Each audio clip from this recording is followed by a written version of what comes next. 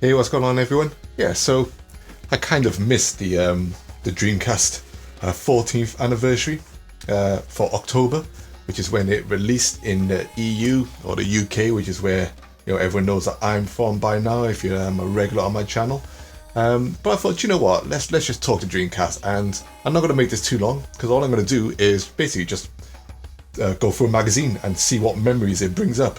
Now, on one of my previous Saturn videos, I mentioned this last official Sega Saturn magazine, which, it's got a very nice Dead or Alive cover there. But in the back, you could. This was the final page. I mentioned before. I remember this magazine so much, because I loved my Saturn, and seeing this page, was it's definitely made me feel pretty glum. But at the end of the day, you knew that the Dreamcast was coming. So I always mention this, when before I get into a Dreamcast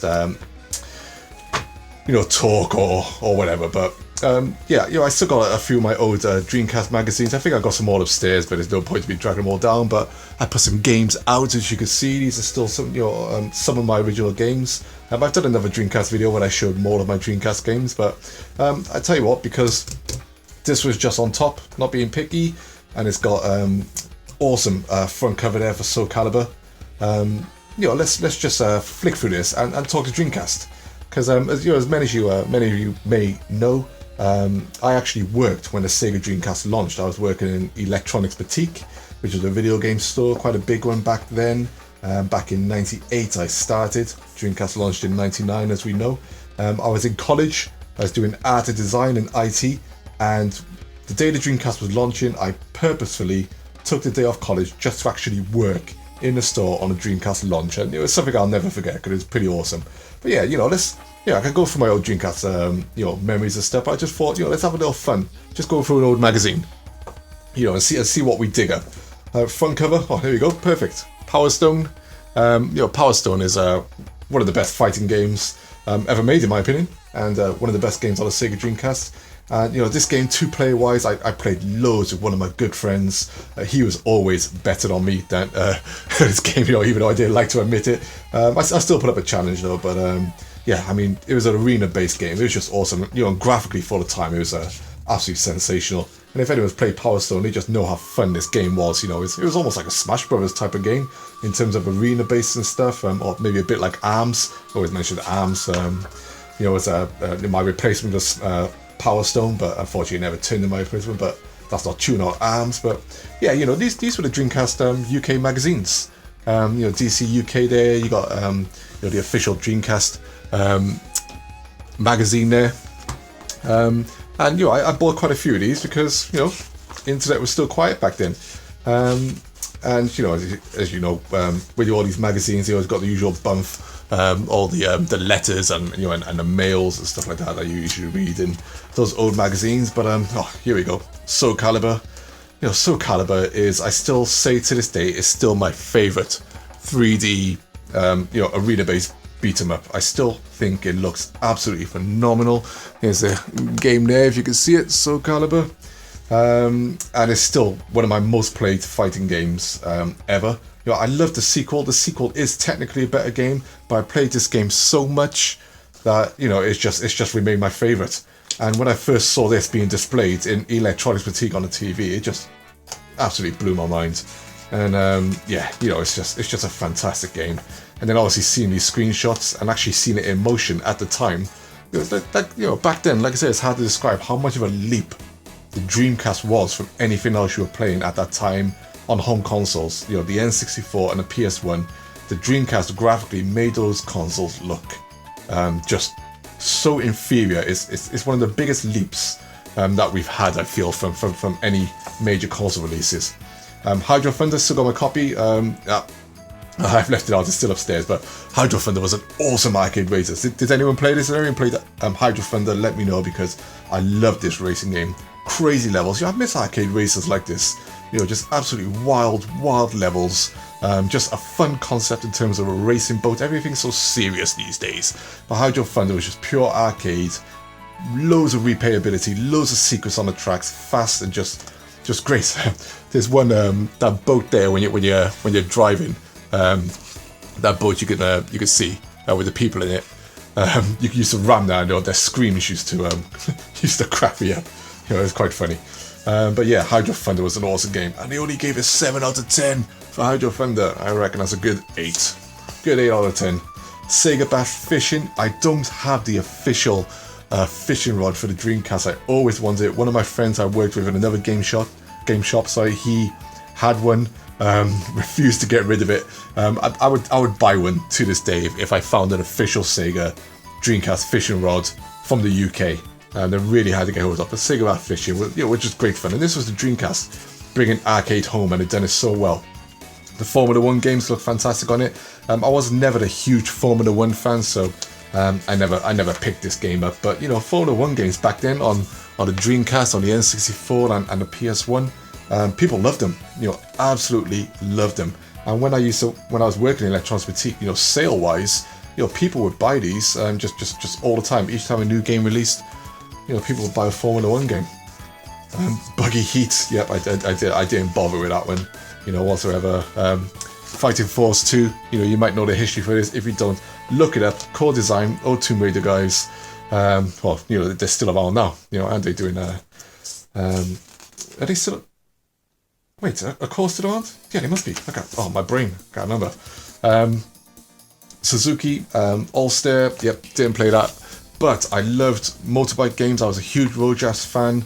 Loved Manix TT on a Sega Saturn. Played that in the arcades as well. Got that Sega Saturn version as well, which wasn't as good as the arcades, but it was still a good racing game. But yeah, I didn't actually play this one at the time. Some of these adverts here, luxuries, bread, water, air, and then the essentials. You got a Sonic Adventure there, Soul Calibur, and Sega Rally Championship. Soul Calibur by far the best out of these 3, as we know. Although Sonic Adventure, which I got up back there, you can see it. It was a Dreamcast launch title. I think most people bought it because it was the first official 3D Sonic game. And it might feel jank now, but I still played the hell out of Sonic Adventure, and it's still a great Dreamcast game. Snooker games. Never a huge snooker fan until Super Monkey Ball 2 came out, and played Monkey Billiards on that to death. Marvel vs. Capcom. It's such a good game. I think I had this game actually. Oh yeah, there you go. There's the Sega Saturn version there, which I put in my essential Sega Saturn games. You're going to buy a Sega Saturn Mini, check that video out if you haven't. I got Marvel vs. Capcom 2, and I got this game upstairs as well, but I put this one here because we all know Marvel vs. Capcom 2 is the best. But direct import top 10 here. These were obviously early Dreamcast Magazine, so we had a lot of early games in here. I don't know if all these things in magazines here, you always just did anyone ever buy anything out of these listings here? I never did. Maybe from the free ads and stuff, but for actual official magazines, I never called up these numbers or anything. I never bought anything out of those. Dreamcast madness there.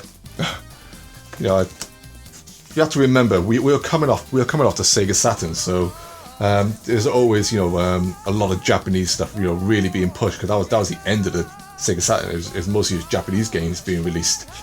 And then what's this? The 20 of Tokyo's best. So you can see a bit of House of the Dead there, Crazy Taxi. You can see there, hopefully, Choo Choo Rocket, Jet Set Radio. All these early screenshots of what's to come, and seeing like the eye there from one of the Shenmue characters. They were just you just never saw anything like it. Even like the early Code Veronica stuff. I mean, look at that there. Can you imagine coming off the PlayStation 1 and then seeing character models like this? It's just a Dreamcast was such a huge leap. It truly was a next-gen system. It really, really was. Here we go. DVD there on the Dreamcast in 2000. This would have come out. Before the PlayStation 2. It just showed how Sega, as well as a video game company, they weren't as rigid as Nintendo when it came to game consoles. Sega wanted to be in everything. DVDs, online, TV. Like I said, you always have to wonder what the Dreamcast 2 would have been like. If Sega, managed to survive, what would the Dreamcast 2 have been like? It would have been a multimedia machine as well, and I reckon it would have had an online store, which they were planning, and all this stuff. And then obviously the bombshells like Shenmue delayed, they'd be like, no.